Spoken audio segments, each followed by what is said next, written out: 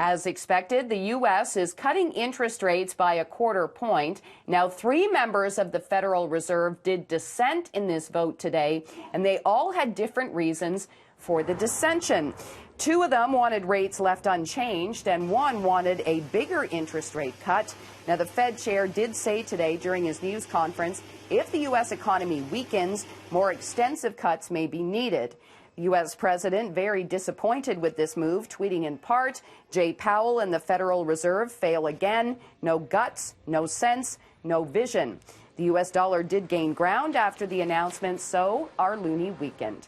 Shares in Beyond Meat, which trade in the U.S., dropped by about 5% today on word that Tim Hortons is rejigging its Beyond Meat offerings. We are hearing that Tim Hortons is actually scaling back the Beyond Meat offerings in all provinces except Ontario and BC. In a statement to 680 News, Tim Hortons says both the Beyond Meat burger and the Beyond Meat breakfast sandwiches were introduced as a limited time offer, and they could be brought back in other provinces again.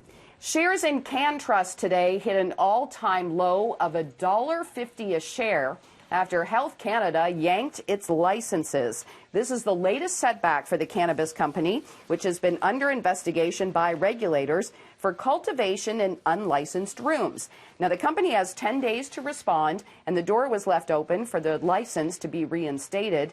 And that was probably holding up the stock to a degree. An analyst also told me today this news is all coming just as marijuana companies were starting to gain traction in both Canada and in the U.S. And the maker of Zantac is halting distribution amid concerns about a cancer-causing chemical.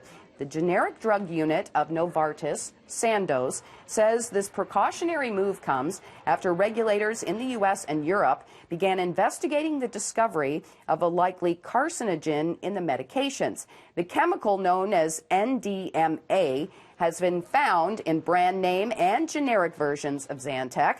Now, health officials in Canada have asked all companies to stop distribution as well of this stomach medication in this country, and some of the products have even been recalled.